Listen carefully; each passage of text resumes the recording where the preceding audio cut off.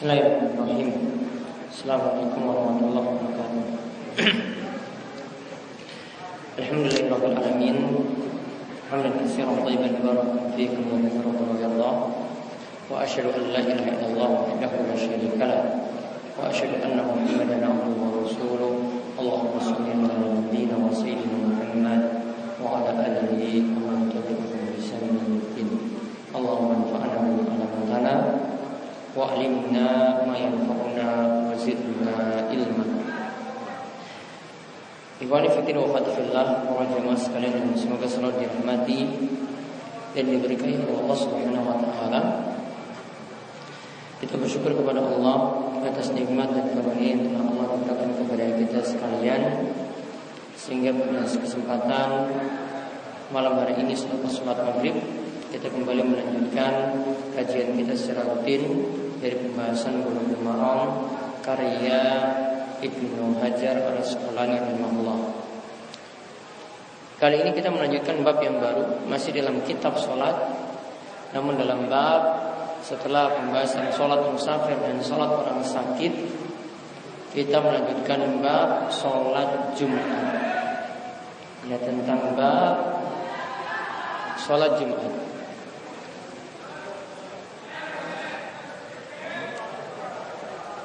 Terlebih dahulu kita memahami pengertian Jumat itu apa.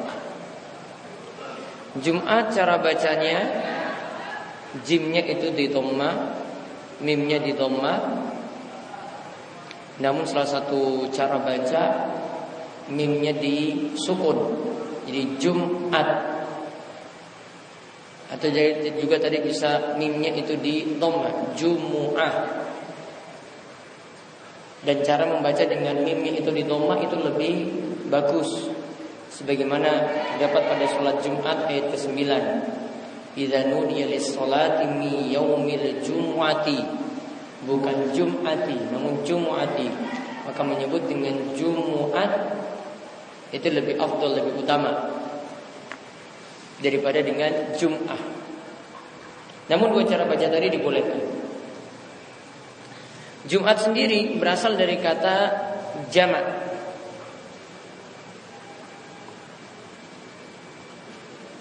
Artinya berkumpul atau bersatu. Berasal dari kata jamak yang artinya berkumpul atau bersatu. Lawan dari berpecah belah.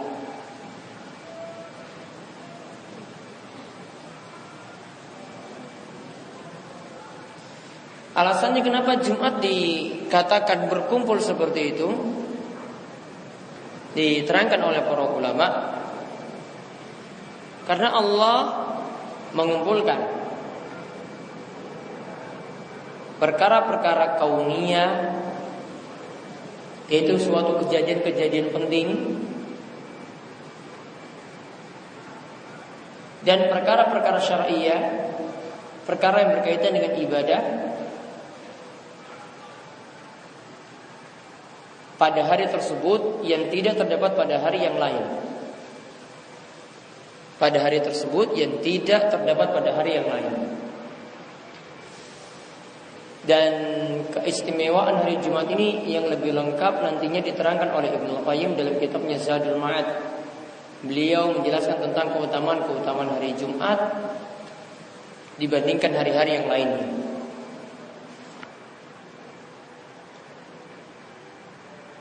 Jadi ada penjelasan tentang keutamaan hari Jumat daripada hari yang lainnya diterangkan oleh Ibnu Qayyim dalam kitabnya Zadul Ma'ad. Kalau tidak salah lebih daripada 20 keutamaan hari Jumat dibandingkan dengan hari-hari yang lainnya. Nah, di antaranya keistimewaan hari Jumat, yang pertama, penciptaan langit dan bumi disempurnakan pada hari Jumat.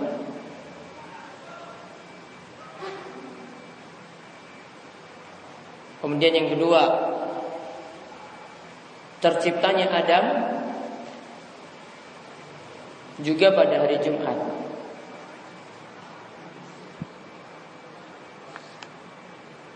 Yang ketiga,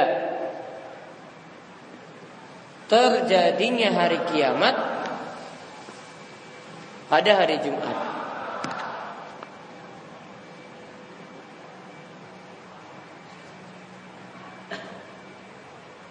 Yang keempat, manusia dibangkitkan pada hari Jumat.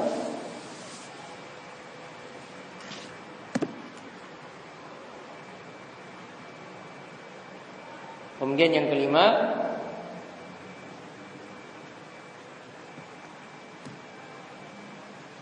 disyariatkan salat Jumat dan berkumpulnya manusia ketika itu.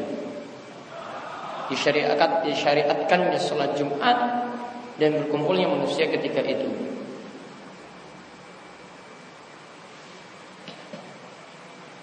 Nanti para ulama punya pembahasan tentang hari Jumat ini atau salat Jumat ini, apakah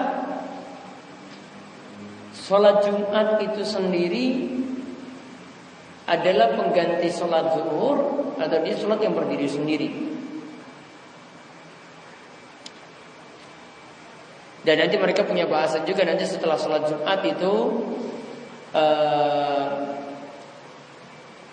salat rawatibnya itu ada atau cuma salat ba'diyah saja yang kita sebut dengan 2 rakaat atau 4 rakaat.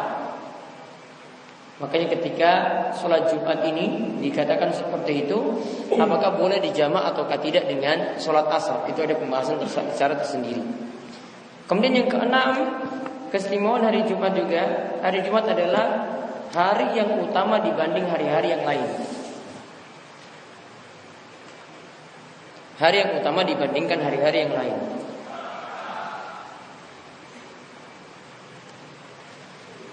Nah, kalau kita lihat saking hadis, dari hadis yang membicarakan tentang masalah salat yang membicarakan tentang hari Jumat ini, diriwayatkan dari Abu Hurairah radhiyallahu anhu dari Nabi sallallahu alaihi wasallam, beliau bersabda, "Nahnul akhiruna wa nahnu sabiquna yaumal qiyamah."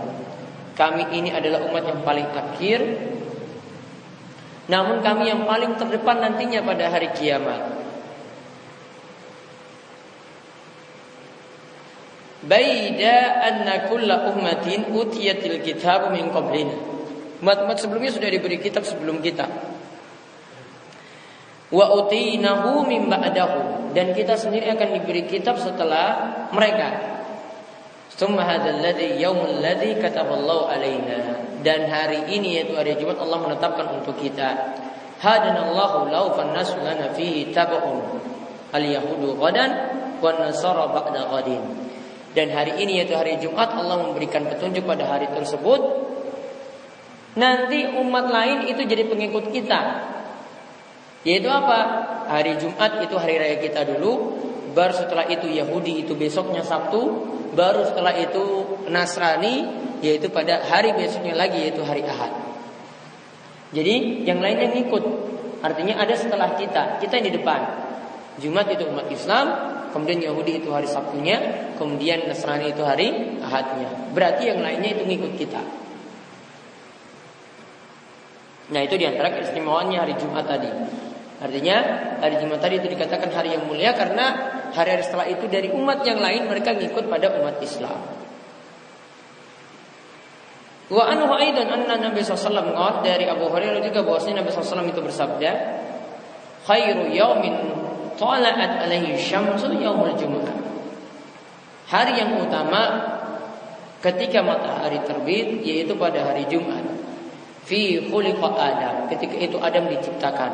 Wa fi udkhilal jannah, dan ketika itu Adam dimasukkan dalam surga. Wa fi ukhrija minha, dan ketika itu Adam dikeluarkan dari surga. Wala taqumu saatu illa fi yaumil jum'ah, dan hari kiamat tidaklah terjadi kecuali pada hari Jumat.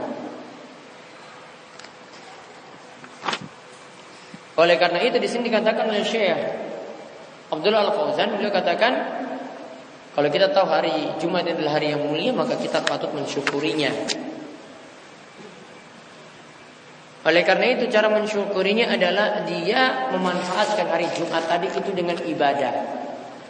Ya, makanya asalnya hari Jumat itu kita fokus pada ibadah.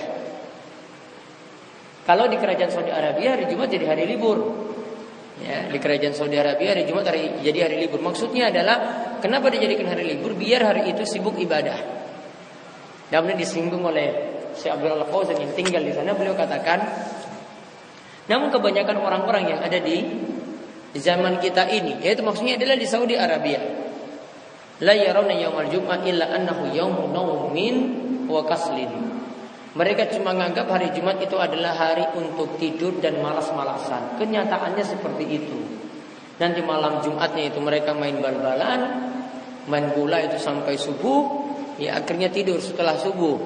Ya, kadang sholat Jumatnya telat, baru berangkat. Bahkan tidak jarang kita lihat ya bahwa sholat Jumat itu mereka laksanakan ya pada telat semuanya, ganti dengan sholat zuhur.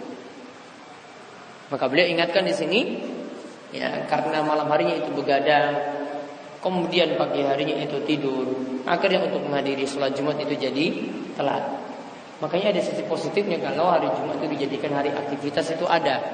Namun harusnya ada porsi yang bagus, ya mungkin bagi pengusaha-pengusaha yang punya usaha sendiri, jadikan hari Jumat mungkin tetap hari kerja, namun ada waktu sedikit yang digunakan, mungkin jam 9 atau jam 10 itu sudah siap-siap untuk melaksanakan sholat Jumat. Itu mungkin usulan yang bagus.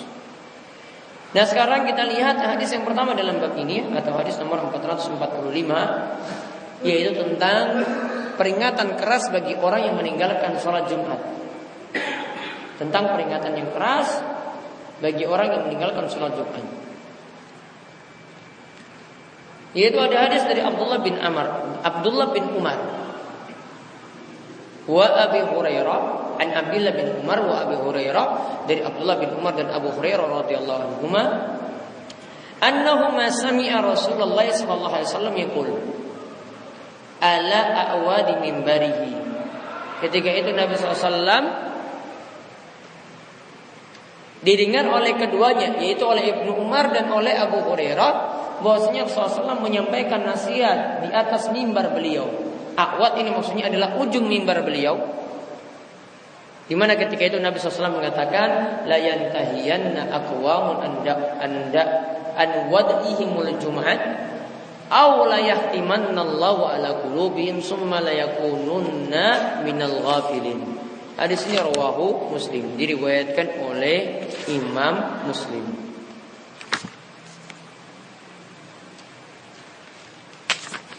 Yaitu kata Nabi SAW,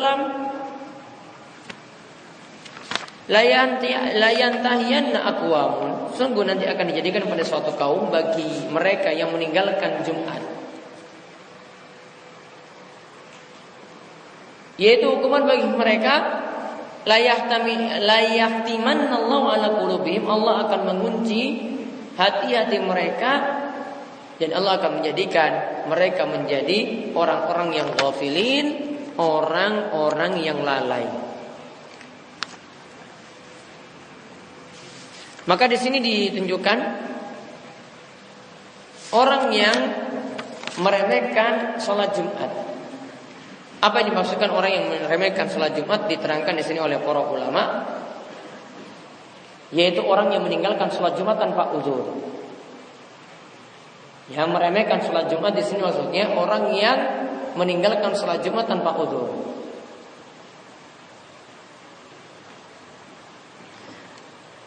Berarti ada orang-orang yang dapat uzur untuk melaksanakan sholat Jumat. Siapa orang-orang yang dapat uzur? Yang pertama, orang sakit, dia tidak bisa berangkat ke masjid, berbaring di tempat tidurnya di rumah sakit, maka dia tidak punya kewajiban sholat Jumat. Yang kedua, yang dapat uzur juga adalah anak kecil yang belum balik. Tidak diwajibkan, namun hendaklah dia ketika itu berusaha diajarkan oleh orang tua untuk menghadiri sholat Jumat selama bisa tenang, tidak mengganggu jamaah yang lain. Yang ketiga, yang dapat uzur lagi adalah para wanita. Para wanita tidak wajib sholat Jumat. Kemudian yang keempat, para musafir. Musafir tidak harus ketika dia berhenti di tengah jalan kemudian dia melaksanakan sholat Jumat, tidak harus. Dia boleh melanjutkan perjalanan, dia tidak punya kewajiban untuk sholat Jumat. Nantinya dia mengganti dengan sholat zuhur. Kalau musafir berarti nanti ganti dengan sholat zuhur yang diqashar, sebagaimana kita sudah bahas ketika membahas sholat musafir. Kemudian yang kelima adalah seorang budak. Ya, yang kelima adalah seorang budak. Jadi orang sakit, anak kecil, para wanita, para musafir, dan budak ini tidak diwajibkan sholat Jumat. Bahkan untuk musafir, nanti coba kita lihat kalau ada hadis-hadis setelah ini yang diterangkan oleh Ibnu Hajar barangkali, khusus untuk para musafir perlu dipahami, untuk sesama musafir kalau mereka berada dalam perjalanan, misalnya di atas kapal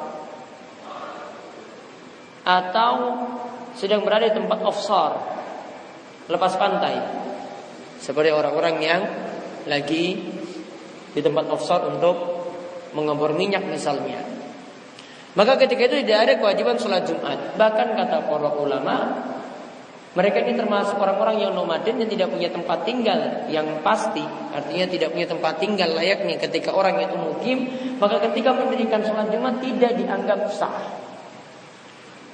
Orang yang nomaden tadi atau semua musafir tadi kalau mendirikan sholat Jumat, semuanya mendirikan sholat Jumat. Karena yang di atas kapal itu mendirikan sholat Jumat. Ini dilakukan di sebagian kapal pelni yang kami pernah saksikan. Ketika itu tidak dianggap sholat Jumat. Ya. Berarti kalau tidak dianggap sholat Jumat berarti langsung ganti dengan sholat zuhur. Maka tidak ada khutbah Jumat, tidak ada lagi sholat Jumat 2 rakaat ketika itu. Yang ada ya ganti langsung dengan sholat zuhur 2 rakaat. Begitu juga orang yang offshore tadi, dia tengah laut, ketika mereka berada di lepas pantai, mereka ketika itu tidak punya kewajiban untuk mendirikan sholat Jumat berjamaah, langsung ganti dengan sholat zuhur. Bahkan yang lebih tepat, sholat Jumatnya tidak sah. Nah, jadi kita kembali tadi, orang yang dianggap meremehkan sholat Jumat adalah orang yang tarku min ghairi udhrin. Orang yang meninggalkan sholat Jumat tanpa ada udzur. Namun ada pendapat yang lainnya, namun ini tidak terlalu kuat pendapat ini. Dikatakan orang yang meremehkan sholat Jumat itu adalah orang yang malas-malasan dan tidak semangat untuk menjalankan sholat Jumat.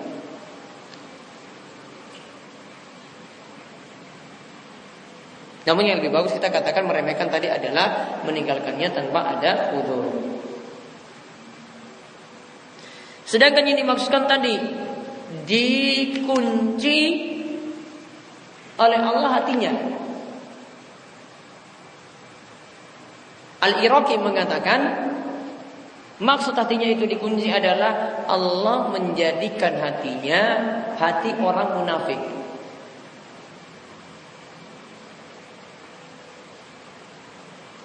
Hal ini diambil dari firman Allah dalam surat Al-Munafiqun ayat ketiga, "Fatubiya 'ala qulubihim fa hum la yafqahun."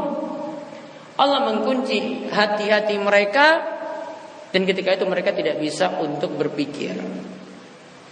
Maka hati yang dikunci di sini adalah hati-hatinya orang munafik. Maka kalau dikatakan orang yang meninggalkan sholat Jumat tadi, ya meninggalkan sholat Jumat kemudian dikunci pintu hatinya, maka menunjukkan bahwasanya dia dapat digolongkan sebagai orang-orang munafik.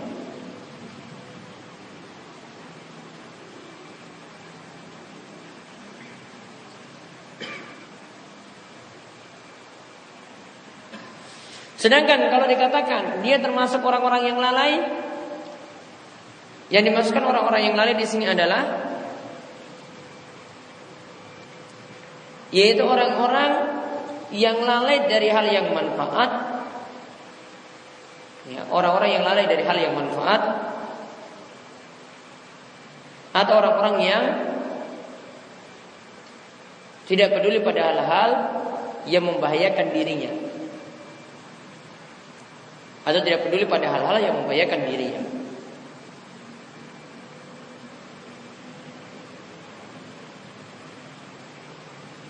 Nah, sedangkan faedah yang bisa kita ambil dari hadis ini dikatakan oleh para ulama, hadis ini menunjukkan bahwasanya orang yang meninggalkan sholat Jumat mendapatkan ancaman yang keras, mendapatkan hukuman yang keras, yaitu tertutup pintu hatinya.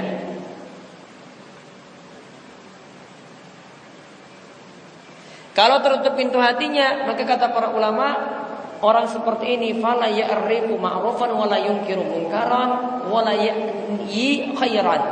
Maka orang seperti itu tidak tahu mana yang ma'ruf, tidak tahu perkara-perkara yang baik, tidak tahu perkara yang mungkar, dan tidak tahu mana itu kebaikan.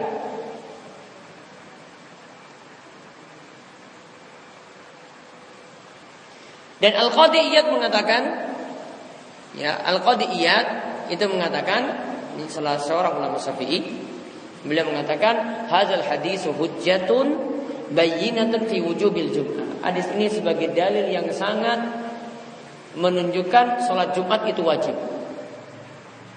Wa kaunuha fardhan, dan hukumnya adalah fardu. Izil iqabu wal wa'idu wat tub'u wal khatmu innama yakunu al-kaba'ir. Karena ini dikatakan wajib karena hukumannya sangat-sangat berat. Hukuman yang berat ini cuma ada ketika seorang itu melakukan dosa besar. Berarti kesimpulan yang kedua atau faedah yang kedua, orang yang meninggalkan sholat Jumat tanpa ada uzur terjatuh pada dosa besar. Selain tadi dicatat sebagai orang munafik atau pintu hatinya tertutup. Oleh karena itu orang yang meninggalkan sholat Jumat malas-malasan tanpa ada uzur, hendaklah berbanyak tobat kepada Allah Subhanahu wa taala. Dalam riwayat yang lainnya disebutkan, tidak dalam riwayat ini disebutkan orang yang meninggalkan salat Jumat salasa marratin, sebanyak 3 kali, maka dia dicatat juga tadi sebagai orang-orang munafik. Dapat dikatakan sini 3 kali meninggalkan salat Jumat ini, yang dimaksudkan adalah pokoknya 3 kali, tidak mesti berturut-turut. Dia sudah tinggalkan 3 kali tanpa ada uzur, maka dicatat sebagai orang-orang munafik tadi, atau Allah kunci pintu hatinya.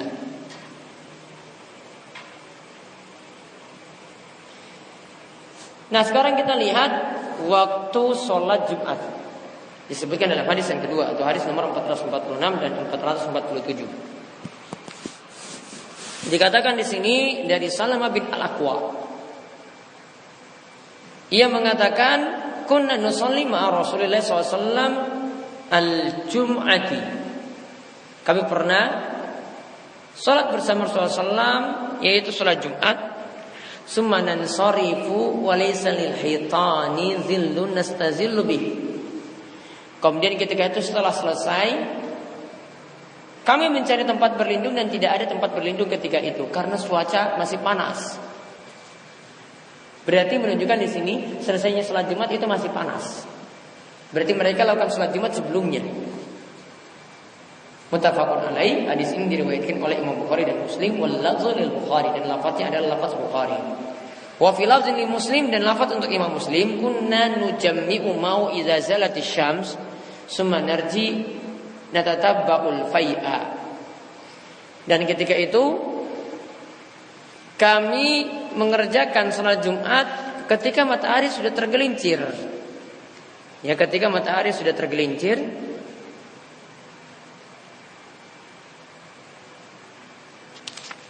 dan ketika itu kami kembali, yaitu setelah selesai salat Jumat, natatabba'ul fai'a. Kami itu bisa mengikuti bayangan kami. Artinya di situ masih ada bayangan. Kalau matahari itu di tengah-tengah, bayangannya tidak terlalu kelihatan karena pas di badan seseorang. Namun ketika itu kalau bayangannya bisa diikuti, berarti bayangannya sudah agak panjang. Berarti selesainya di sini setelah matahari tergelincir. Kemudian ada hadis yang ketiga dari Sahal bin Sa'ad As-Sa'idi radhiyallahu anhuma, ia mengatakan, "Ma kunna nakilu wa la nataghadda illa ba'dal jum'ati." Kami nakil, yaitu baru tidur di siang hari. Yaitu nakil di sini maksudnya tidur qailulah. Ya, tidur qailulah itu maksudnya adalah tidur di siang hari. Ya, sebagaimana kata Nabi SAW, sifat setan itu tidak biasa qailulah. Ya, kata Nabi SAW, kilu fa inna syaitana latakil. Lakukanlah tidur qailulah. Tidur qailulah itu asalnya tidur kalau di waktu lain selain Jumat itu sebelum zuhur. Tidurlah qailulah karena setan itu tidak melakukan tidur qailulah. Karena setan itu tidak tidur siang. Maka tidurlah siang ketika itu. Selesailah perbuatan setan. Maka di sini kita katakan kami baru tidur qailulah. Wala nataqadda, dan kami tidaklah makan ketika itu kecuali setelah Jumat. Berarti mereka tidur siang kalau untuk hari Jumat itu setelah sholat Jumat. Hadis ini muttafaqun alaih, diriwayatkan oleh Imam Bukhari dan Muslim, dan lafaznya adalah lafaz Muslim. Dan dalam riwayat yang lain dikatakan ini terjadi di fi ahli Rasulullah SAW, di masa Rasulullah SAW. Maka hadis ini membicarakan yang pertama tentang masalah waktu sholat Jumat. Tentang waktu sholat Jumat ada dua pendapat dalam masalah ini. Ada dua pendapat para ulama dalam masalah ini. Yang pertama, waktunya sama seperti waktu sholat zuhur.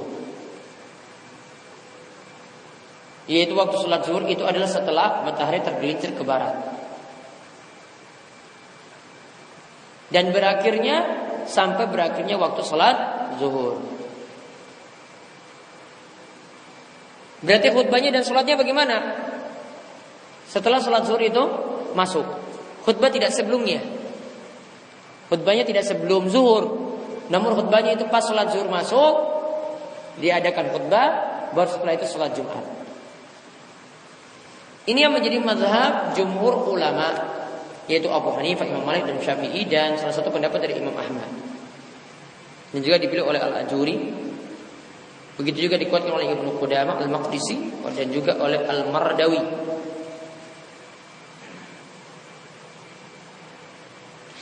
Dalilnya apa? Ketika itu kok mereka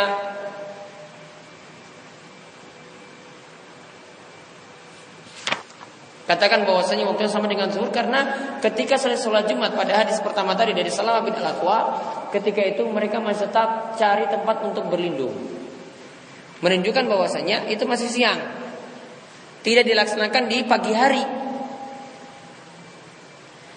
Namun menurut pendapat yang kedua, sholat Jumat itu boleh dilakukan sebelum zawal. Ya, boleh dilakukan sebelum zawal. Berarti sebelum matahari tergelincir ke barat. Zawal itu artinya matahari tergelincir ke barat. Ini adalah pendapat dari Imam Ahmad.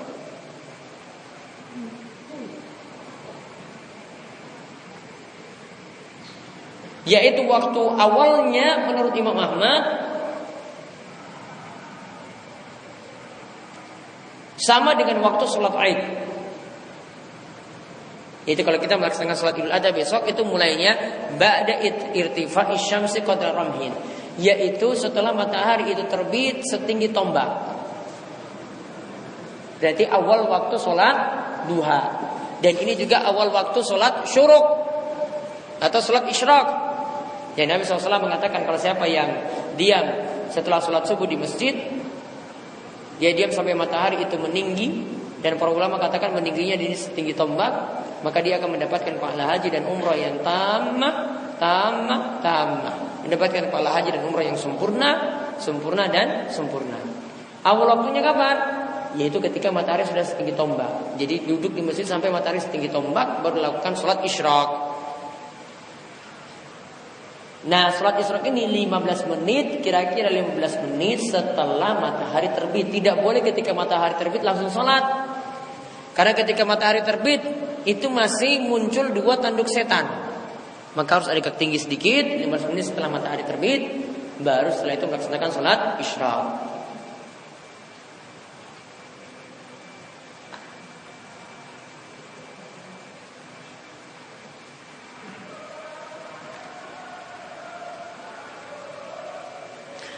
Mana pendapat yang paling kuat tentang masalah ini? Pendapat yang lebih tepat dalam masalah ini adalah pendapat yang pertama, pendapat jumhur. Waktu sholat Jumat sama seperti sholat zuhur. Ini dalilnya lebih tepat, pemahaman dalilnya lebih bagus daripada pendapat yang kedua.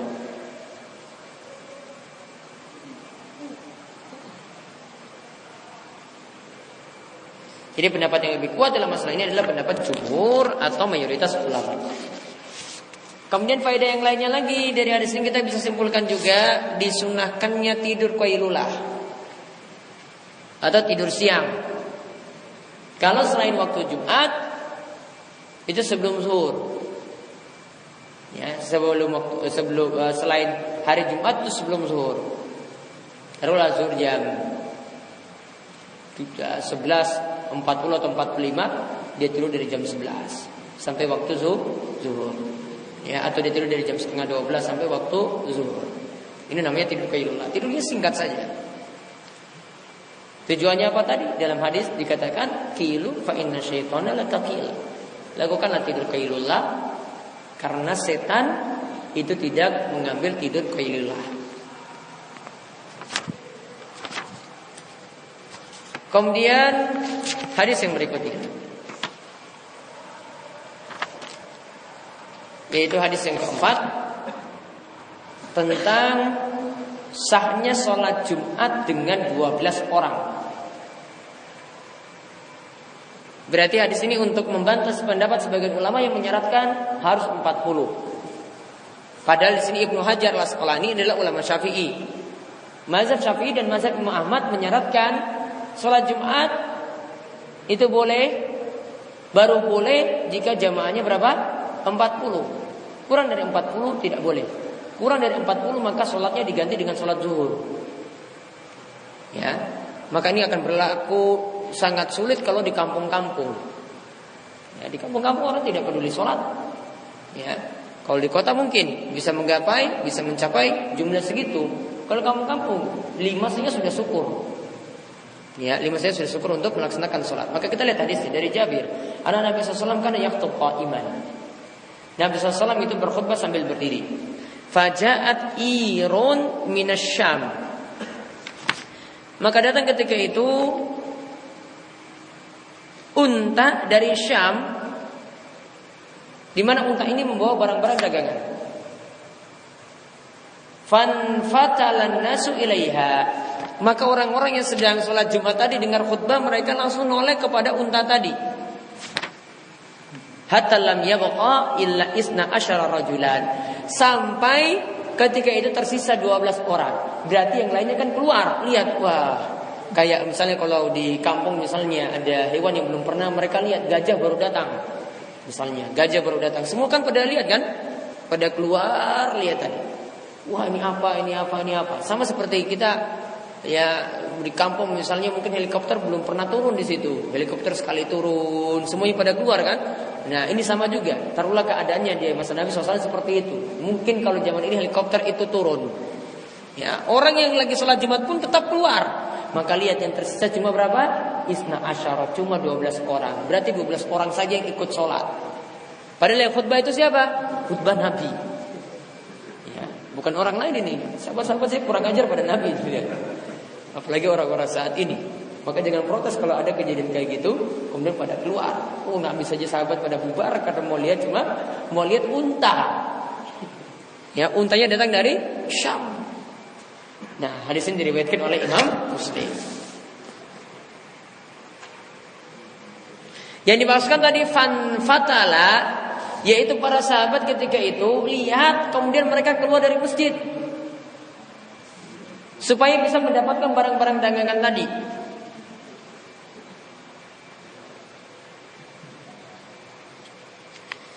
Maka tentang ayat ini tentang hadis ini turunlah ayat watarakuka qa'imah. Orang-orang itu meninggalkan kamu yaitu dalam keadaan engkau itu sedang melaksanakan khutbah dalam salat Jumat. Dalam surat Jumat disebutkan watarakuka qa'imah. Kok kalian malah meninggalkan imamnya sedang khutbah? Maka perlu dipahami kejadian tadi. Ini perlu dipahami dulu kejadian ini. Kenapa para sahabat itu keluar?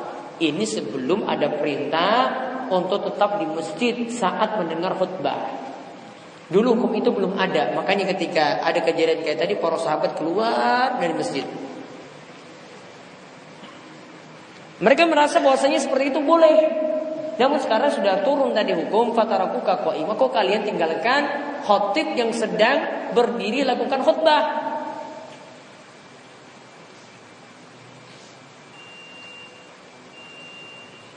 Maka Allah katakan pada ayat tersebut, "Qul ma indallahi khairum minallahi wa minat tijarah." Katakanlah bahwasanya apa yang ada di sisi Allah itu lebih baik daripada tijarah, barang dagangan dan permainan-permainan. Kok kalian tinggalkan khutbah Jumat cuma mau lihat apa? Barang-barang dagangan. Maka kisahnya ayat tadi itu, kisahnya itu dari sini. Ayat tersebut itu tuh turun ayat terakhir dari surat Jumat. Maka di sini menunjukkan yang pertama, disunahkan khatib atau disyariatkan khatib berdiri ketika berkhutbah. Dan nanti akan dijelaskan lagi pada hadis Jabir bin Samurah.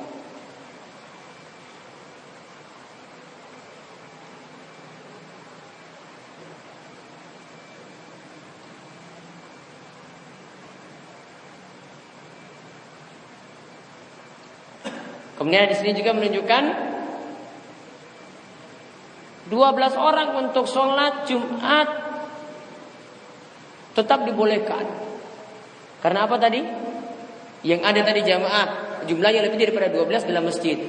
Unta datang, mereka bubar semuanya. Tinggal sisa 12. Nabi tetap masih berkhutbah. Maka berarti menunjukkan bahwa saya ikuti sholat Jumat cuma 12 orang. Berarti syarat 40 jadi gugur dengan hadis ini. Ya, syarat 40 dari mazhab Syafi'i atau mazhab Imam Ahmad jadi gugur dengan hadis ini. Namun hadis ini jadikan patokan dari Imam Malik. Imam Malik katakan sholat Jumat harus 12 orang. Ya, sholat Jumat itu harus 12 orang. Namun pendapat yang lebih tepat, sholat Jumat masih dibolehkan ya seperti jumlah untuk sholat jamaah. Ini jadi pendapat dari diantaranya dari Imam Asy-Syaukani. Ya, ini jadi pendapat diantaranya dari Imam Asy-Syaukani, dan ini adalah pendapat yang paling tepat dalam masalah ini. Karena 12 tadi tidak menunjukkan batasan, cuma menunjukkan peristiwa. Oh, peristiwa tinggal 12 orang. Bukan berarti kalau kurang dari 12 tidak boleh, karena tidak dikatakan larangan tegas dalam hadis tersebut. Sehingga kalau yang terjadi misalnya jamaah cuma 5 orang, 6 orang untuk sholat Jumat, maka sholat Jumatnya masih tetap sah. Asalkan syarat yang terpenting di sini adalah yang melakukan adalah orang yang sholat Jumat adalah orang-orang mukim, bukan yang tadi saya sebut para musafir. Kalau para musafir tidak. Orang yang lakukan itu adalah orang-orang mukim. Kalau nomaden, orang yang tidak punya tempat tinggal, para musafir, itu tidak dikatakan mereka itu melaksanakan sholat Jumat. Yang ada kalau tidak terpenuhi syarat ini, tidak mukim, maka mereka harus ganti sholat Jumat dengan sholat zuhur. Kalau tidak melakukan perjalanan jauh berarti ketika itu sholat zuhur 4 rakaat. Kalau musafir statusnya berarti dilakukan sholat zuhur menjadi 2 rakaat karena sholatnya itu di kosong. Wallahu a'lam bishawab. Ini yang kita bahas untuk pertemuan kali ini. Ada yang ditanyakan?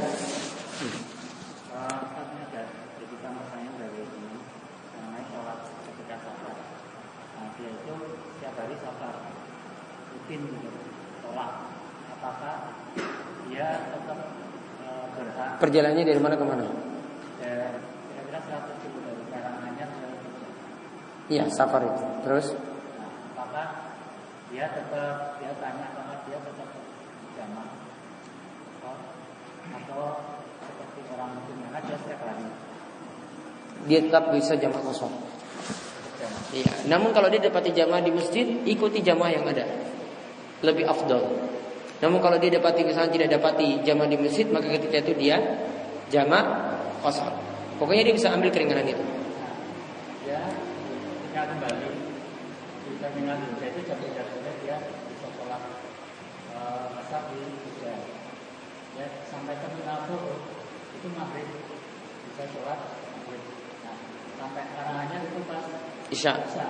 Dia juga bisa. Bagusnya lakukan sholat di masing-masing waktu tanpa menjama. Kosornya masih boleh. Jadi lebih afdalnya Tempat mukimnya di mana beliau? di Karanganyar. Karanganyar. Berarti pas nanti sampai di Karanganyar sudah tidak mengkosor lagi.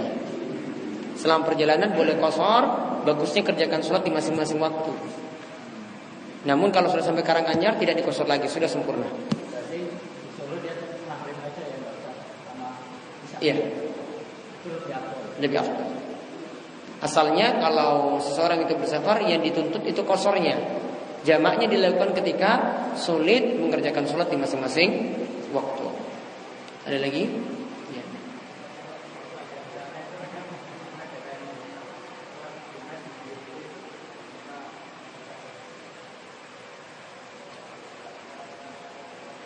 Syaratnya di masjid. Syarat sholat Jumat itu di masjid. Ya. Makanya sampai para ulama itu bahas. Ini terjadi di masa silam. Kalau masjid itu satu tempat di sini sudah ada satu, maka tidak usah buat jamaah banyak-banyak. Maksudnya tidak usah buat masjid banyak-banyak. Kenapa? Karena sholat Jumat tadi tujuannya mengumpulkan. Kalau tujuannya itu mengumpulkan orang, maka kalau dibuat masjidnya pisah-pisah, masjidnya itu banyak, ya maka ketika itu sulit untuk jadikan satu seperti ini. Jadi kalau di JC misalnya, maka suruh cari di masjid-masjid yang ada di sekitar. Tidak dirikan Jumat sendiri di situ. Allahu a'lam. Karena bukan masjid JC, bukan masjid. Kecuali kalau dia punya masjid sendiri untuk sholat Jumat. Ada lagi? Ya.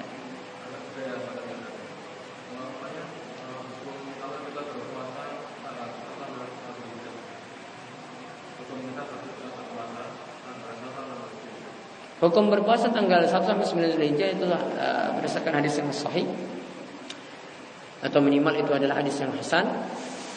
Dikatakan bahwa Nabi SAW berpuasa pada 9 awal Zulhijjah.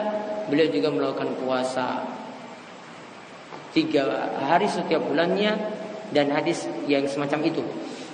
Ini menunjukkan dan ini dipraktikkan oleh para salaf. Mereka melakukan di awal-awal Zulhijjah, mulai dari malam ini, ya, itu sudah masuk awal Zulhijjah. Beliau melakukan, para salaf itu melakukan amalan-amalan soleh ketika itu. Namun amalan soleh, kenapa dipilih amalan soleh yang paling bagus itu adalah puasa? Karena puasa itu adalah sebaik-baiknya amalan. Ya, sebaik-baik amalan itu puasa dibandingkan dengan sedekah dan yang lainnya, puasa itu masih tetap lebih afdal. Maka disunahkan dari tanggal 1 sampai tanggal 9, lebih-lebih lagi tanggal 9 pada hari Arafah untuk melaksanakan puasa Arafah. Namun boleh tetap disunahkan dari tanggal 1-nya. Boleh memilih seluruh hari 1 sampai 9 atau boleh memilih di mayoritas hari yang ada. Ya, tanggal 1 tidak ada acara, tanggal 2, 3, 4, tanggal 5 enggak. Nanti kembali lagi tanggal 9, boleh. Boleh memilih apa yang mampu dilakukan ketika itu. Niatannya adalah puasa awal Zulhijjah. Ada lagi? Ya. Bagusnya berhenti dulu puasa Daudnya, dahulukan puasa awal Zulhijjah dan juga puasa.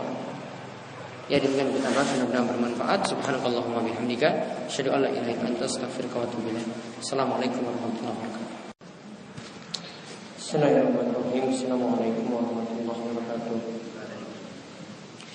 Alhamdulillahirabbil alamin. Hamdan katsiran thayyiban mubarakan fihi kama yuhibbu rabbuna wa yarda. Wa asyhadu an la ilaha illallah wahdahu la syarika lah wa asyhadu anna Muhammadan abduhu wa rasuluh. Allahumma shalli ala nabiyyina wa sayyidina Muhammad wa ala alihi wa man tabi'ahum bi ihsan ila yaumil. Allahumma anfa'na bima 'allamtana wa 'allimna ma yanfa'una wa zidna ilma. Alhamdulillah wa jamaah sekalian yang semoga selalu dirahmati dan diberkahi oleh Allah Subhanahu wa taala. Kita bersyukur kepada Allah atas nikmat dan karunia yang telah Allah berikan kepada kita sekalian, sehingga pada kesempatan malam hari ini kita dapat melanjutkan kembali kajian kita dari pembahasan Bulughul Maram karya Ibnu Hajar Al-Asqalani. Kita telah sampai pada pembahasan sholat Jumat, di mana pada pembahasan sholat Jumat ini di samping kita mempelajari tentang masalah sholat, juga kita akan mempelajari tentang aturan dalam khutbah Jumat. Ya, aturan dalam khutbah Jumat. Jadi teramat penting pula pembahasan ini bagi setiap yang menjadi khatib dalam sholat Jumat. Pembahasan awal kita telah membahas ancaman bagi orang yang meninggalkan sholat Jumat. Itu dikatakan orang yang melalaikan sholat Jumat, maka Allah akan mengunci pintu hatinya. Lalu dijelaskan tentang waktu pelaksanaan sholat Jumat dari hadis yang ada. Intinya para ulama berselisih pendapat. Ada yang menyatakan seperti waktu zuhur, waktu sholat Jumat, dan ada yang mengatakan sebelum waktu zawal, yaitu sejak waktu duha itu sudah bisa dilaksanakan sholat Jumat. Namun Allah alam pendapat yang lebih tepat, pendapat jumhur atau kebanyakan ulama, waktu sholat Jumat yaitu setelah waktu zawal, yaitu seperti waktu zuhur. Kemudian pembahasan terakhir yang kita bahas yaitu pada hadis keempat dalam bab ini, sahnya sholat Jumat walaupun cuma diikuti oleh 12 orang.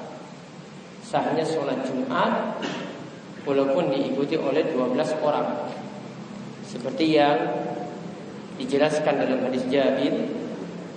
Ketika itu Nabi SAW berkhutbah qaiman, berkhutbah dalam keadaan berdiri. Maka ketika itu ada unta yang membawa barang dagangan itu datang dari Syam. Orang-orang itu begitu takjub, ingin melihat unta tadi, padahal Nabi SAW sedang khutbah Jumat. Padahal baginda Nabi SAW ketika itu sedang khutbah Jumat. Fanfathalan nasu ilaiha. Orang-orang malah pergi melihat unta tadi. Hatta lam yabqa illa isna asyara rajulan. Dan yang tersisa cuma 12 orang saja. Maka di sini menunjukkan sholat Jumat sisa 12 orang, berarti ketika itu sholat Jumat diikuti oleh 12 orang. Ya, ketika itu sholat Jumat diikuti oleh 12 orang.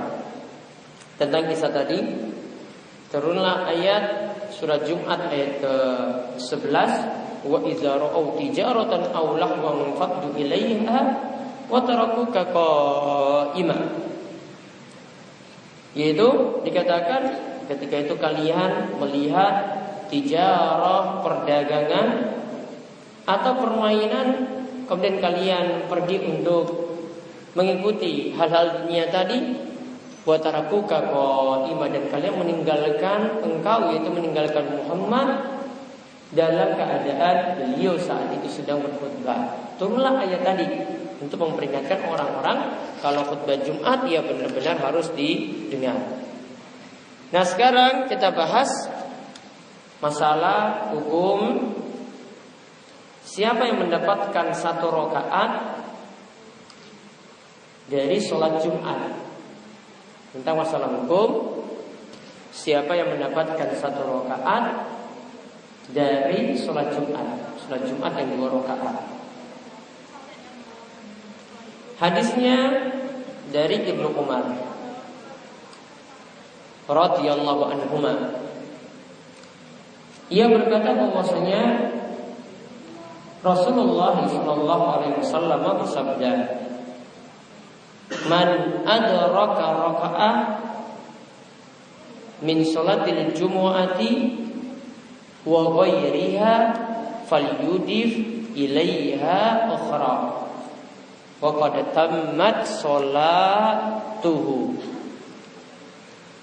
Kata Rasul sallallahu alaihi wasallam, siapa yang mendapati 1 rakaat dari sholat Jumat, ya, siapa yang mendapati 1 rakaat dari sholat Jumat atau sholat lainnya, maka hendaklah dia tambahkan sisa rakaat yang ada. Maka jadinya wa qad tammat sholatuhu, maka sholatnya jadi sempurna. Maka sholatnya itu jadi sempurna. Hadis ini diriwayatkan oleh Imam An-Nasai, oleh Ibnu Majah, Daruqutni, dan lafaznya itu dari Daruqutni, sanadnya sahih. Lakin qawwa Abu Hatim irsalahu. Namun hadis ini kata Abu Hatim adalah hadis yang mursal.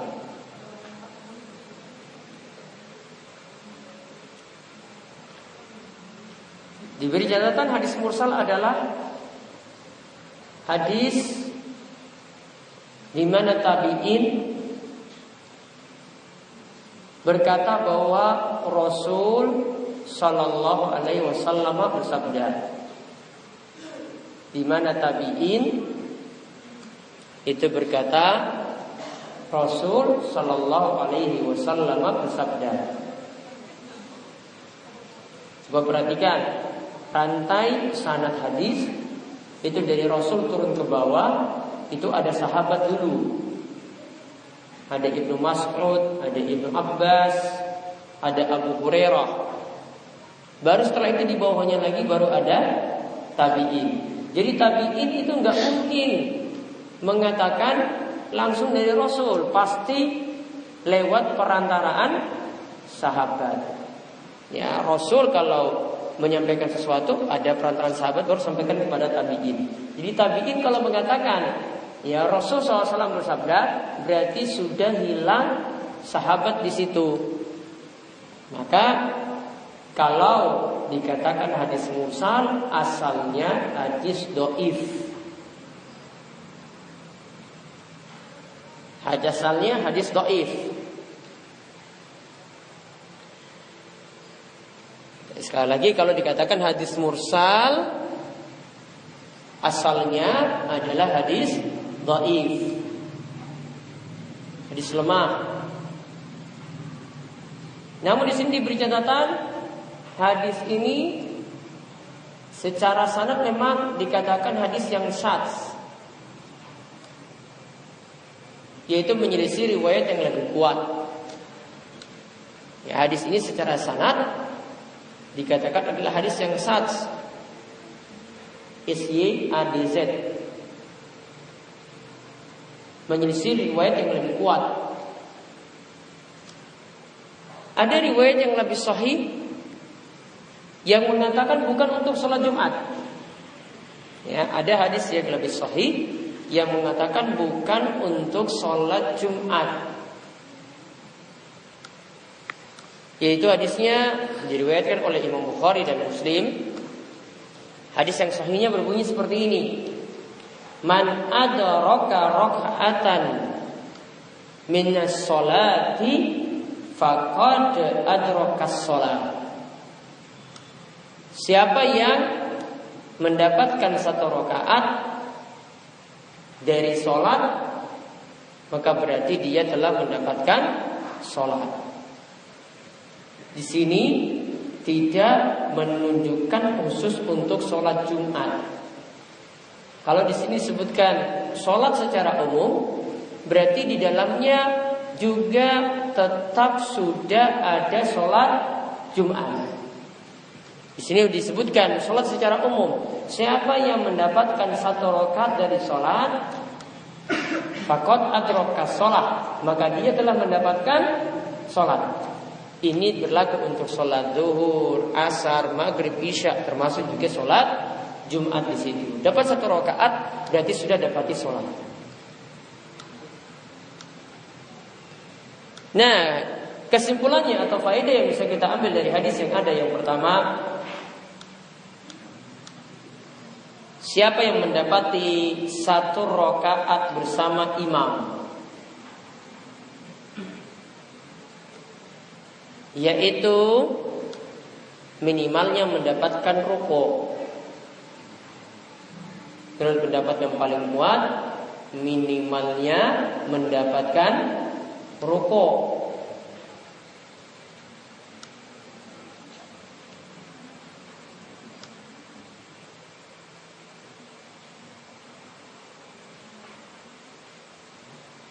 Ya, sekali lagi, siapa yang mendapatkan satu rakaat dari sholat, yaitu minimal mendapatkan rukuk, maka berarti dia mendapatkan sholat.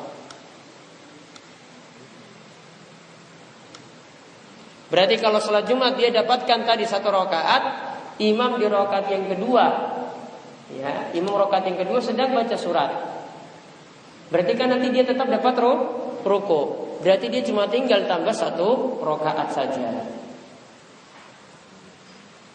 Faedah yang lainnya yang kedua, sekarang mafhumnya, pemahaman dari hadis ini tadi sebaliknya, berarti siapa yang tidak mendapati satu rakaat dari sholat, maka ia tidak mendapatkan sholat. Siapa yang tidak mendapatkan satu rakaat minimalnya, dia tidak dapat. Itu tadi minimalnya dapat apa? Rukuk. Satu rakaatnya tadi minimalnya dapat rukuk. Siapa yang tidak mendapat satu rakaat dalam kurung mendapatkan rukuk, maka ia tidak mendapatkan sholat. Maka ia tidak mendapatkan sholat. Contohnya dicatat.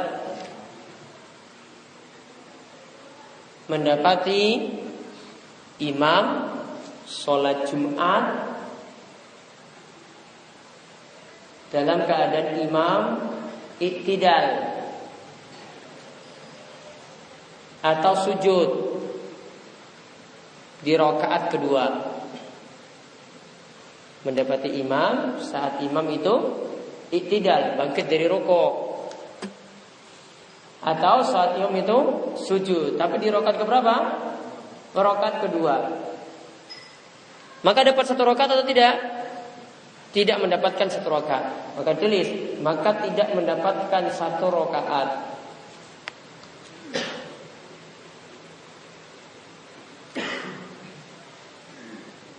Dan berarti sholatnya dijadikan sholat zuhur 4 rakaat. Karena dia tidak dapati Jumat lagi.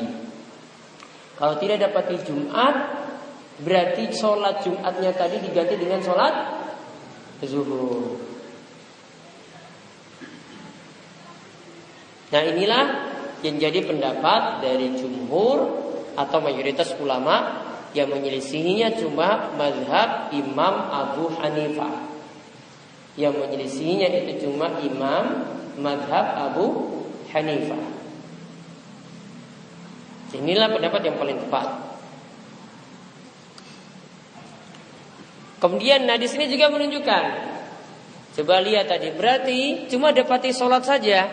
Berarti orang tadi kalau dia masuk di rakaat kedua dapati imam baca surat, dia dapati imam berkhutbah atau tidak? Tidak dapati imam sedang berkhutbah. Berarti faedah yang bisa kita ambil yang ketiga, mendengar khutbah Jumat, mendengar khutbah Jumat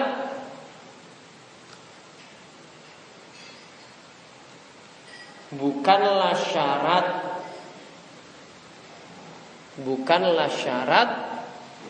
untuk sahnya sholat Jumat. Jadi mendengar khutbah Jumat bukanlah syarat untuk sahnya sholat Jumat. Dan ini yang jadi pendapat jumhur atau kebanyakan ulama. Yang menyelisihinya cuma beberapa tabi'in seperti Atha bin Abi Rabbah, Tawus, Mujahid, Makhul. Ini katakan sholat Jumat itu merupakan syarat. Kalau tidak ikut, khutbah Jumat merupakan syarat. Kalau tidak dengar khutbah Jumat, sholat Jumatnya tidak sah. Namun Allah alam pendapat yang lebih tepat tadi. Berarti kalau ini dikatakan syarat, khutbah Jumat itu kalau dia tidak dengar itu merupakan syarat, berarti sholatnya nanti diganti sholat zuhur. Namun pendapat yang lebih tepat, hadis yang ada menunjukkan kalau orang dapati 1 rakaat saja, itu sudah dikatakan dapati Jumat. Berarti khutbah Jumatnya tadi dia tidak mendengarnya ketika itu. Intinya dia luput dari kebaikan, tidak mendapatkan kebaikan tadi, yaitu untuk mendengar khutbah Jumat saat itu.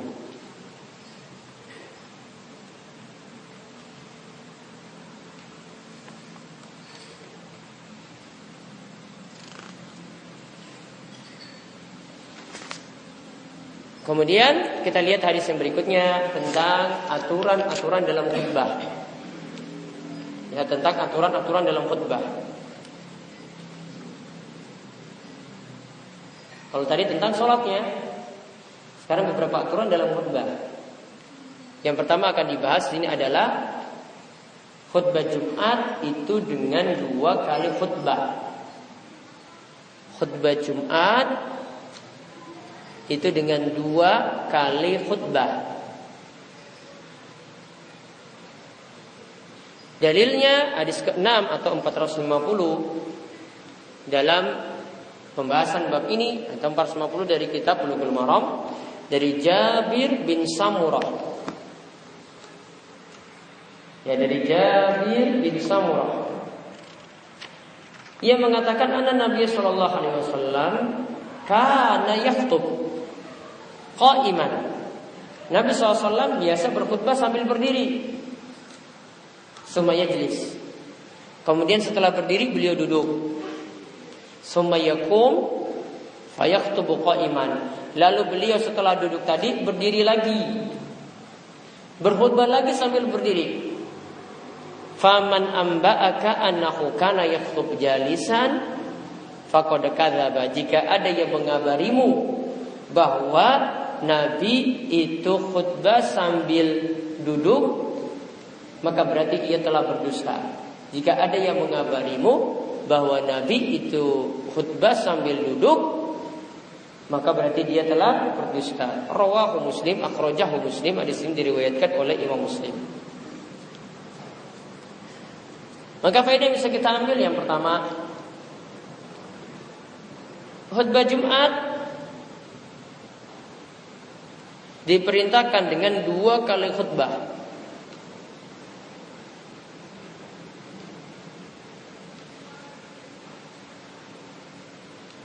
Dan itu merupakan syarat. Ya, dan itu merupakan syarat.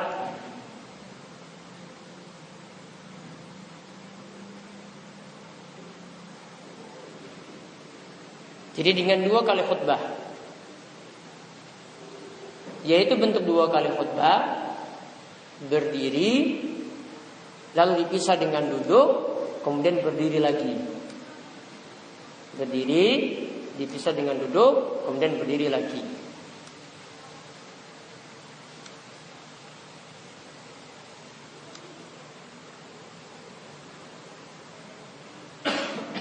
Kemudian faedah yang kedua,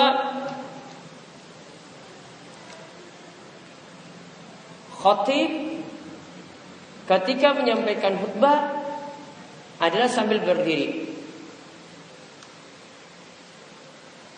Khatib ketika menyampaikan khutbah adalah sambil berdiri.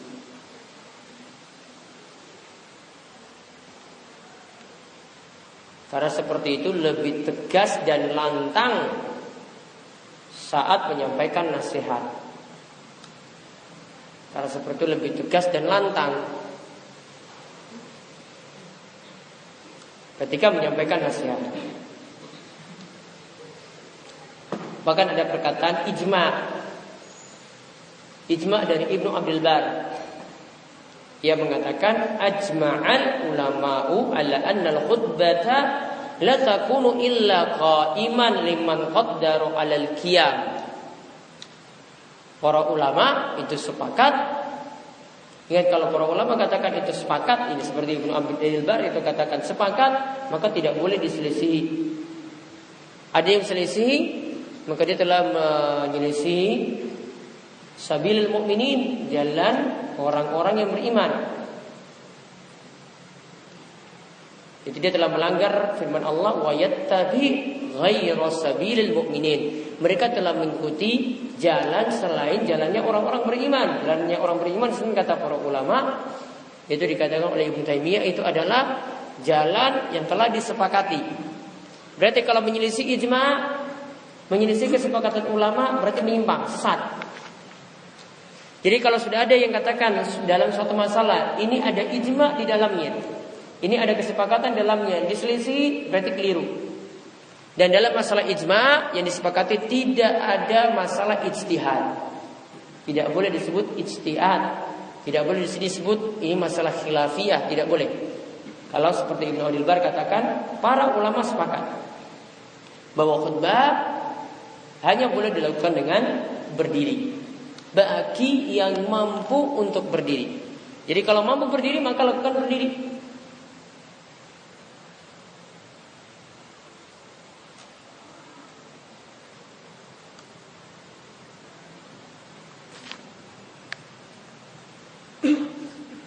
Kemudian faedah yang lainnya lagi,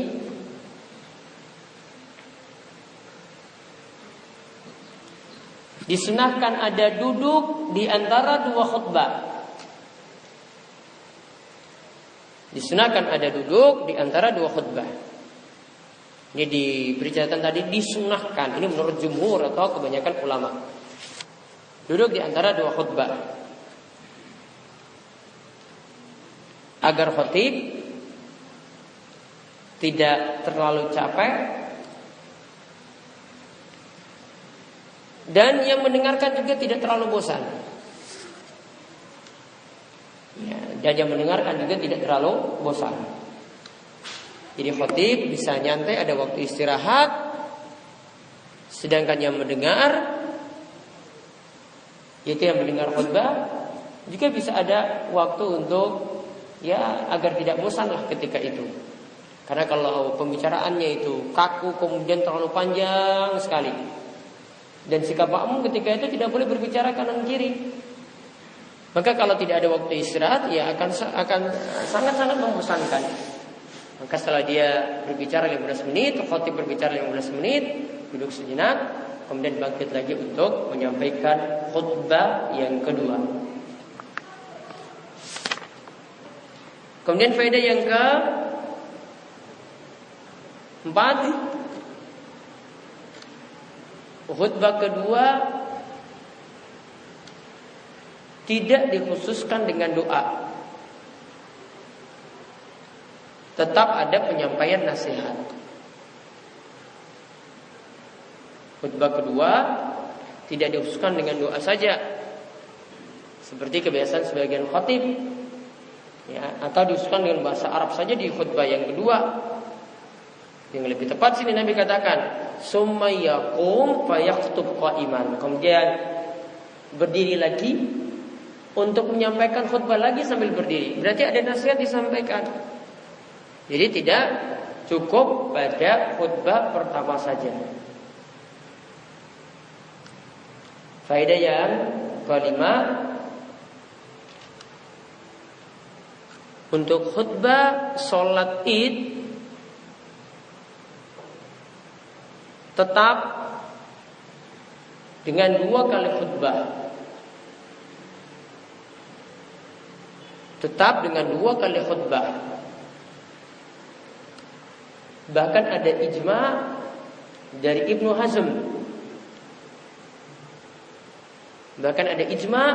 Hazm. Dia menyatakan khutbah Id tetap 2 kali khutbah.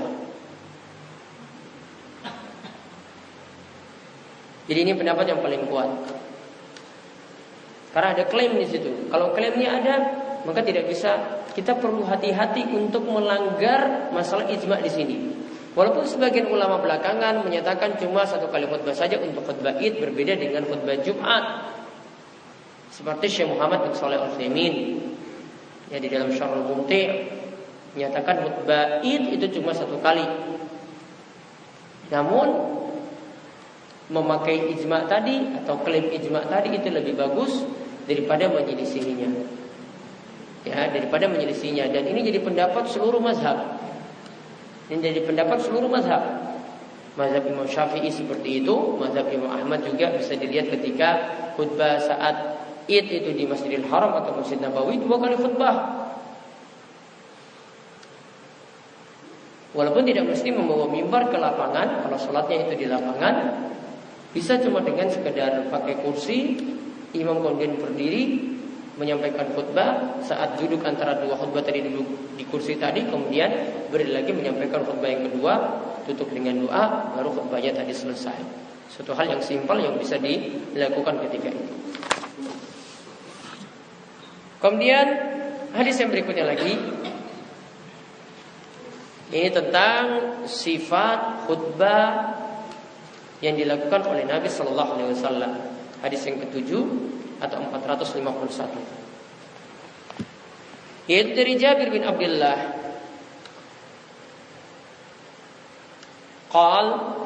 Ia berkata, Kana Rasulullah Sallallahu Alaihi Wasallam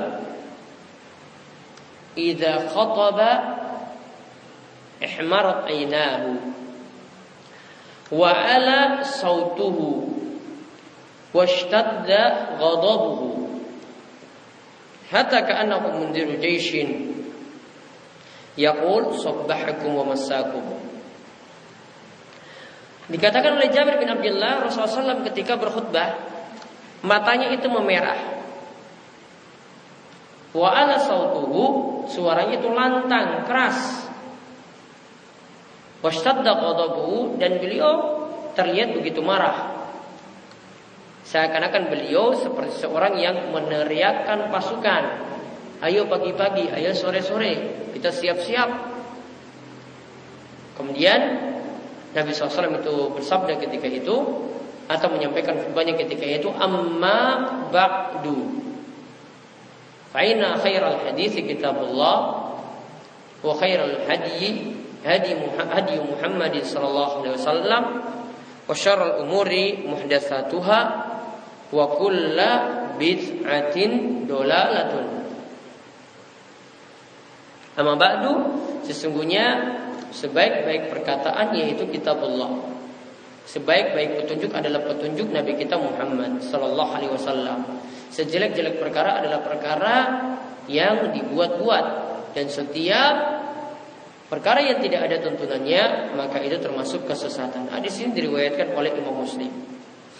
Dalam riwayat yang lain dari Imam Muslim pula, kanat khutbatun Nabi sallallahu alaihi wasallam yaumal jum'ati, yaitu khutbah Nabi SAW pada hari Jumat, yahmadullaha, beliau memuji Allah, wa yusni alaih, menyanjung-nyanjungnya.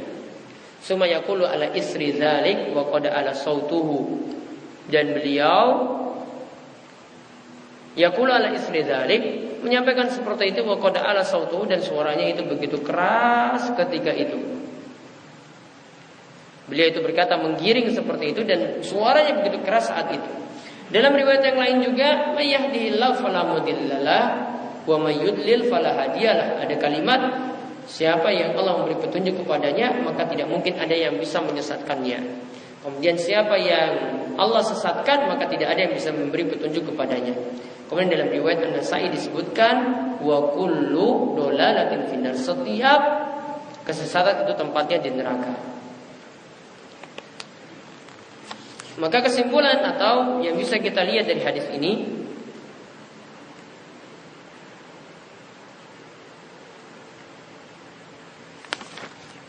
yaitu yang pertama,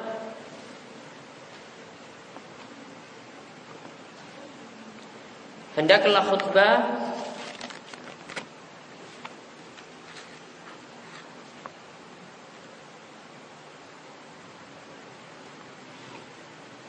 disampaikan dengan suara yang lantang, begitu bersemangat,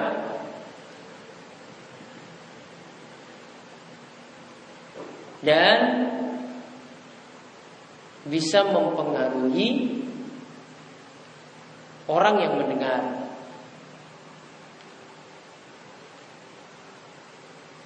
Dan bisa mempengaruhi orang yang mendengar.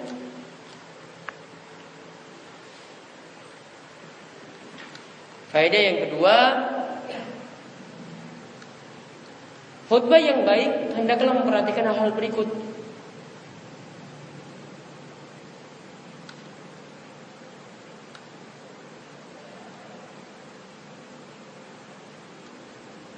Ya, hendaklah memperhatikan hal berikut.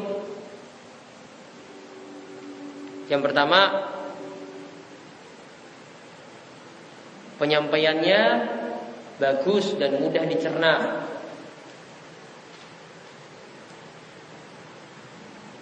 Jangan menggunakan kata-kata sulit.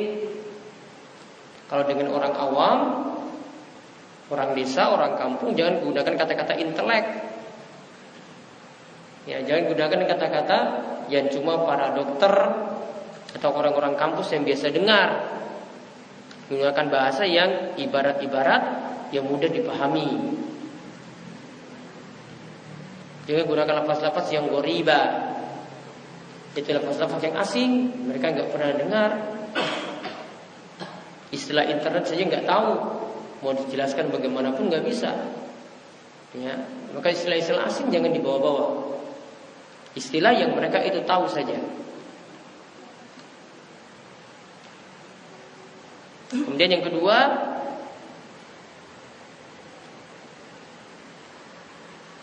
menyampaikan judul yang bermanfaat untuk dunia dan agama orang yang mendengar.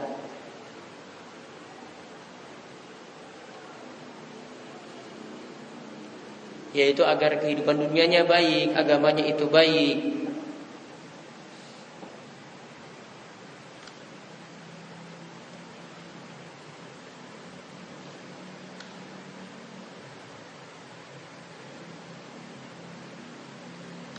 Dan ini juga bisa memperhatikan kondisi atau peristiwa yang terjadi ketika itu. Ya, bisa memperhatikan kondisi atau peristiwa yang terjadi ketika itu. Ada peristiwa apa, diambil pelajaran, ya, digali-gali faedah yang ada dalamnya dan bisa mengingatkan para jamaah. Jadi kalau kita memperhatikan peristiwa-peristiwa berarti nanti khutbah yang biasa ada di mimbar-mimbar itu nanti tidak berlaku. Karena sebagian khatib itu membuat jamaah itu bosan ketika mendengar itu terus yang disampaikan dari kemarin itu takwa. Yang kedua sekarang syukur. Yang ketiga balik takwa lagi. Yang keempat balik syukur lagi. Terus muter-muter di situ saja.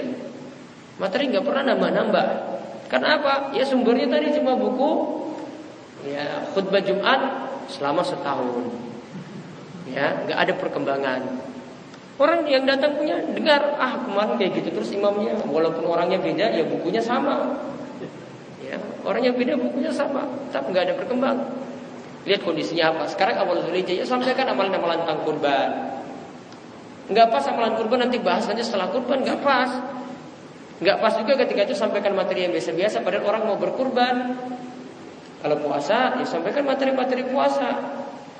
Nggak pas sampaikan materi umum. Orang setiap hari sudah dapat, materi puasa belum dapat. Bahkan mungkin masalah-masalah fikih yang dibahas, nggak ada masalah. Jadi materi juga penting. Kemudian yang ketiga, khutbah yang baik tidak lama.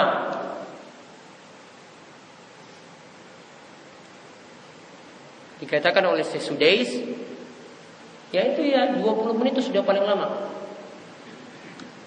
Ya 20 menit itu sudah paling lama.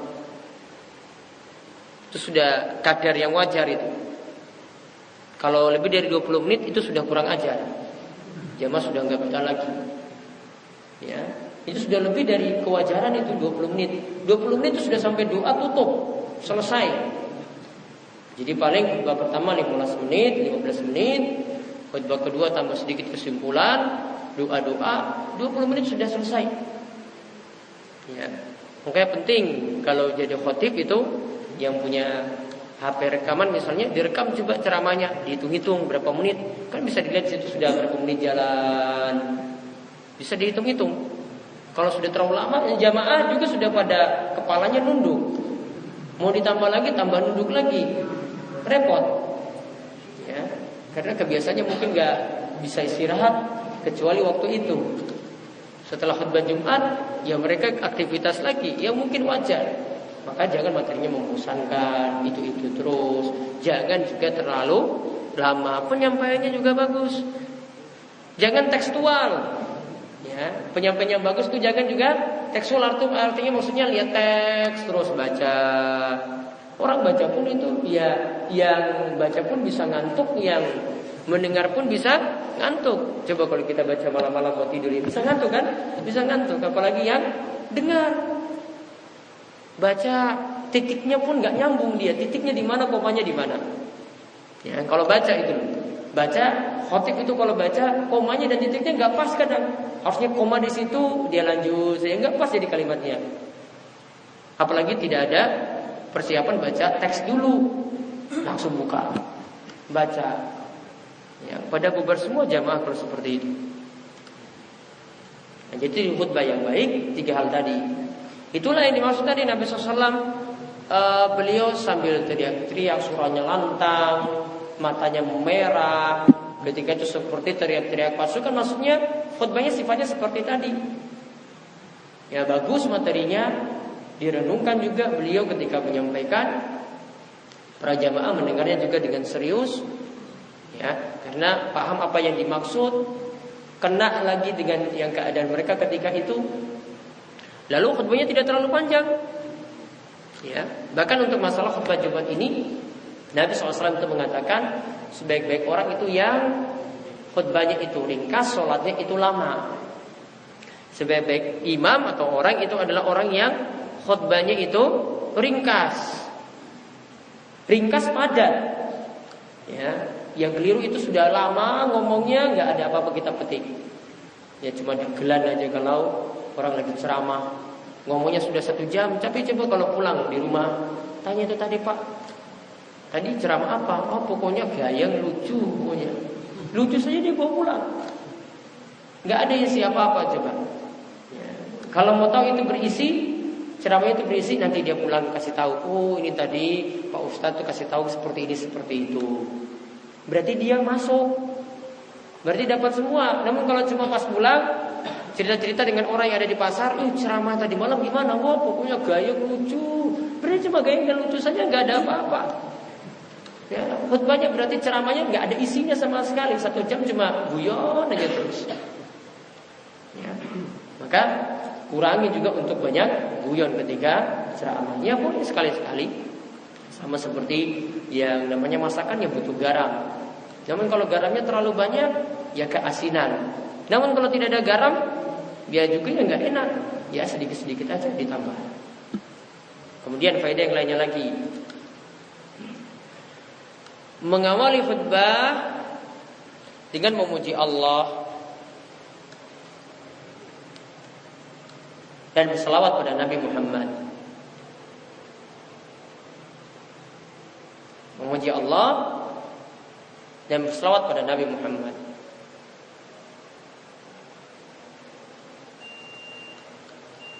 Jadi untuk yang lainnya insya Allah masih dalam hadis yang sama, kita bahas pada pertemuan berikut. Baik, sebelum saya tutup ada pertanyaan? Iya.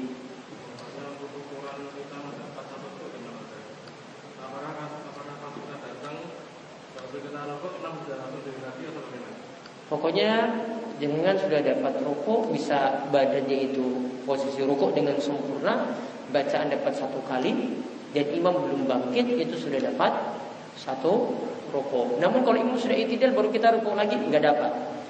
Iya. Ada lagi ya?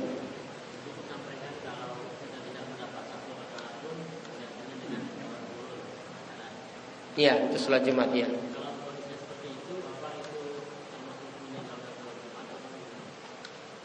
Kalau ada uzur, misalnya dia ketika khutbah Jumat dengar, namun pas mau iqomah ke kamar mandi, pas di kamar mandi balik lagi sudah selesai sholatnya, atau baru dapat cuma 1 rakaat atau kurang dari 1 rakaat.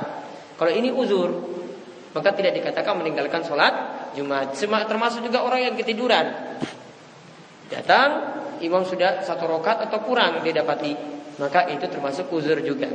Namun kalau dia sengaja nunda-nunda terus, saya pergi pas nanti mau iqomah, datang ke sini pas imam sudah tahiyat akhir, maka ketika itu berarti dia meninggalkan sholat Jumat. Namun tetap sholat zuhurnya harus dia kerjakan, dosa itu dia dapat. Ada lagi?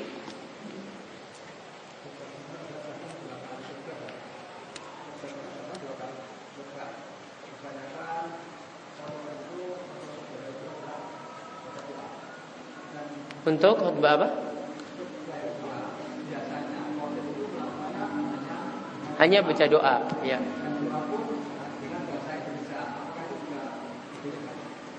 Kalau khutbah dengan bahasa Indonesia, doanya dengan bahasa Indonesia. Asalnya khutbah, cuman saya sebutkan ada dalam mazhab Syafi'i. Kita pakai mazhab Syafi'i saja.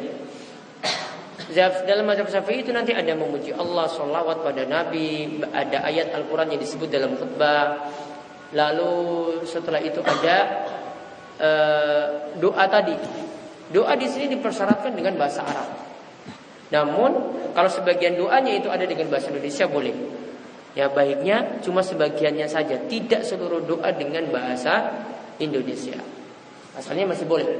Namun dalam mazhab Syafi'i persyaratkan harus ada dengan bahasa Arab. Yang wajib dengan bahasa Arab, memuji Allah di depan, sholawat, ayat Al-Quran. Ayat Al-Quran harus disebutkan dengan bahasa Arab. Ya, baru setelah itu doa.